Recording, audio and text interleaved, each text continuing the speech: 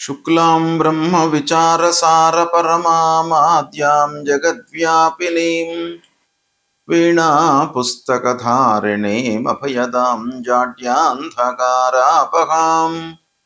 हस्ते स्फाटिकमालिकां विदधतीं पद्मासने संस्थितां वन्दे तां परमेश्वरीं भगवतीं बुद्धिप्रदां शारदां। श्री महागणाधिपतये नमः। श्री महासरस्वत्यै नमः। श्री गुरुभ्यो नमः। రవి గోచారము అనగా రవి రాశి మారుతున్నటువంటి సమయం లోపల ద్వాదశ రాశులలో జన్మించినటువంటి వారికి ఫలితాలు ఎలా ఉండబోతున్నాయి అంటే రాశి పరంగా, జన్మరాశి పరంగా సూర్యుడు సంచరిస్తున్నటువంటి రాశిని ప్రధానంగా తీసుకున్నట్టయితే ఇలాంటి ఫలితాలు ఉంటాయి అనేటువంటి విషయమే రవి గోచారము అని అంటాం మనం.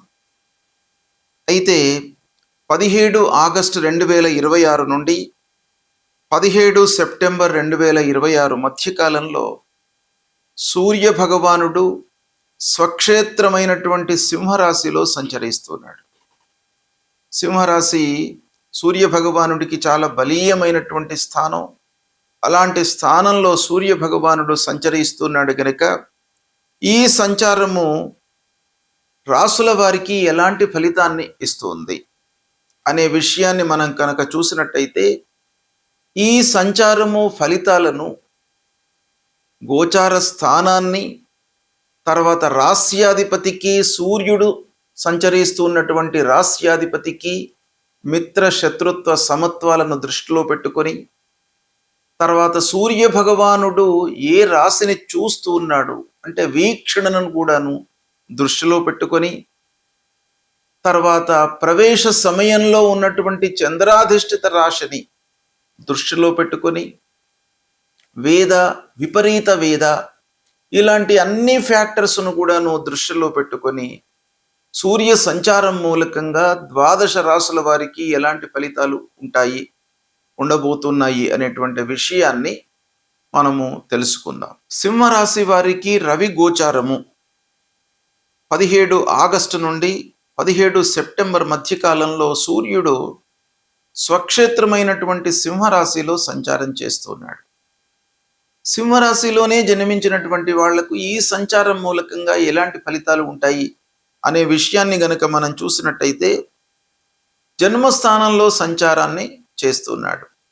జన్మస్థానంలో సంచారము, స్వరాశిలో సంచారము, ఈ రెండిటి మూలకంగా కొంత మీ లోపల ఆత్మవిశ్వాసం పెరుగుతుంది. అయితే ఆరోగ్యంగా కూడాను మీరు ఉండడానికి శ్రద్ధ వహించాలి. చిన్నపాటి ఆరోగ్య సమస్యలు కూడాను ఒక పక్కన వస్తాయి. అయితే ఆత్మవిశ్వాసం మూలకంగా మీరు ప్రతి విషయాన్ని కూడాను అధిగమించేటువంటి ఒక శక్తి సామర్థ్యం మీకు ఆ సూర్య భగవానుడు కల్పిస్తాడు. ఈ సమయంలో నాయకత్వ ధోరణి మీ లోపల చాలా పెరుగుతుంది. అంటే టీమ్ లీడింగ్ కెపాసిటీ అనేటువంటిది బాగా పెరుగుతుంది. ఉద్యోగపరంగా గౌరవం పెరుగుతుంది. ఆరోగ్యంపై ప్రభావం మట్టుకు ఉంటుంది కాబట్టి జాగ్రత్తలు తీసుకోండి. కోపాన్ని నియంత్రించుకోవడం ఈ సమయం లోపల చాలా అవసరం. అంటే వివేకంతో మీరు ముందుకు వెళ్ళండి. ఆలోచనతో నిర్ణయాలు తీసుకోండి. ప్రతి విషయాన్ని కూడాను తొందరగా రియాక్ట్ కాకుండా కొంత సమయాన్ని తీసుకొని దాని గురించి ఆలోచించి తదనంతరం మీరు నిర్ణయం తీసుకున్నట్టయితే సత్ఫలితాలను పొందుతారు. ఇకపోతే జన్మస్థానంలో ఉన్నటువంటి సూర్యుడు సప్తమ దృష్టితో సప్తమ స్థానాన్ని చూస్తున్నాడు కనుక ఇది భార్యాభర్తల విషయం ఆలోచించినట్టయితే కొంత సహనం అవసరం. ఈ సంచారం మూలకంగా అంటే జన్మస్థానంలో సూర్యుడి సంచారం మూలకంగా దంపతుల పైన, భార్యాభర్తల పైన కొంత ప్రభావాన్ని చూపిస్తాడు. కాబట్టి వీళ్ళు సహనంతో ఉండాలి. దంపతులు సహనంతో ఉన్నట్టయితే అన్యోన్యత పెరుగుతుంది. దాంపత్యం లోపల కూడాను మీరు సుఖమయంగా సమయాన్ని గడపగలుగుతారు. ఇకపోతే వేద వలన మీకు కొంత ఆటంకాలు కలిగేటువంటి సూచనలు కనబడుతున్నాయి. అయితే స్వర్ణమూర్తిగా సంచారం చేస్తున్నాడు. స్వర్ణమూర్తి సంచారం మూలకంగా మీకు బాగా కలిసి వస్తుంది. ఓవరాల్గా మనం సింహరాశి జాతకులకు చూసినట్టయితే గోచార రీత్యా జన్మస్థానం ప్రతికూలమే అయినప్పటికీ మిగతా ఫ్యాక్టర్స్ అన్నీ కూడాను వేద, మూర్తి, మిత్రత్వము, స్వక్షేత్రము ఇలాంటి ఫ్యాక్టర్స్ అన్నీ కూడాను మనము దృష్టిలో పెట్టుకున్నట్టయితే మంచి ఫలితాలు ఎక్కువగా కనబడుతున్నాయి. అయితే మీరు చేయవలసినటువంటి కర్తవ్యం ఏంటంటే కోపాన్ని తగ్గించుకోండి, అహంకారాన్ని తగ్గించుకోండి. ఈ సమయంలో ఆరోగ్యానికి ప్రథమ ప్రాధాన్యత ఇచ్చినట్టయితే మీరు చేసేటువంటి కార్యక్రమాల లోపల అభివృద్ధికి అవకాశాలు బాగా ఉన్నాయి. దీన్ని సద్వినియోగపరచుకోండి. రవి గోచారము అంటే రవి సంచారం మూలకంగా మనకు కలిగేటువంటి ఫలితాలు చాలా ముఖ్యమైనటువంటివి. రవి ప్రధానమైనటువంటి గ్రహము. 9 గ్రహాల లోపల సూర్య భగవానుడికి అత్యంత ప్రాధాన్యత ఇచ్చారు ఫలిత భాగం లోపల. కాబట్టి అలాంటి సూర్యుడి గోచార రీత్యా 3, 6, 10, 11 స్థానాలలో సంచరిస్తున్నప్పుడు శుభ ఫలితాలను ఇస్తాడు. అంతేకాకుండా రాస్యాధిపతికి సంచారం చేస్తున్నటువంటి రాశి అధిపతికి మిత్రత్వం ఉన్నట్టయితే కూడాను కొన్ని విషయాలలో మంచి ఫలితాలు జరుగుతాయి.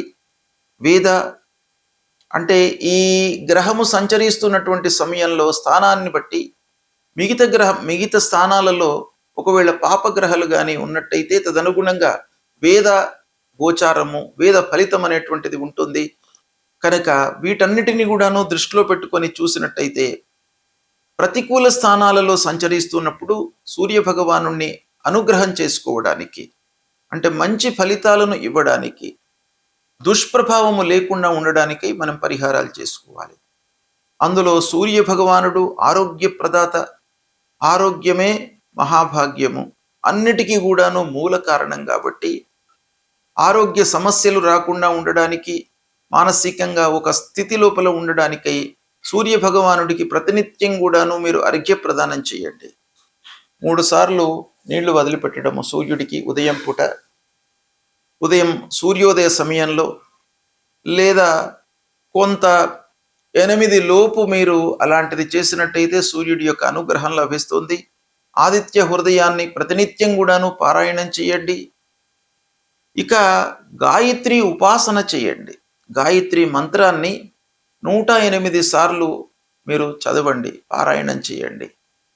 గురుముఖత ఉపదేశం తీసుకున్నటువంటి వాళ్ళు ముఖ్యంగా గాయత్రి మంత్రాన్ని ప్రతినిత్యం కూడాను మీరు పారాయణము జపం చేసినట్టయితే ఆ సూర్య భగవానుడి యొక్క అనుకూలత మీకు బాగా ఉంటుంది. ఇక సూర్యుడికి సంబంధించినటువంటి మూల మంత్రాన్ని మీరు చదువుకోండి. జప కుసుమ సంకాశం కాశ్యపేయం మహద్యుతిం తమోరిం సర్వపాపఘ్నం ప్రణతోస్మి దివాకరం అనేటువంటి ఈ మూల మంత్రాన్ని చదువుకోండి. అంతేకాకుండా సూర్యుడికి సంబంధించినటువంటి దానము ఇవ్వండి. సూర్యుడికి ముఖ్యంగా గోధుమలు శాస్త్రంలో చెప్పబడి ఉన్నాయి. కాబట్టి గోధుమలు, ఎర్ర వస్త్రము ఇవి దానంగా ఇచ్చినట్టయితే సూర్య భగవానుడు సంతోషించి మీకు అనారోగ్య సమస్యలు రాకుండా మిమ్మల్ని కాపాడుతాడు. కాబట్టి ఇవి చెయ్యండి, సంతోషంగా ఉండండి. శుభం.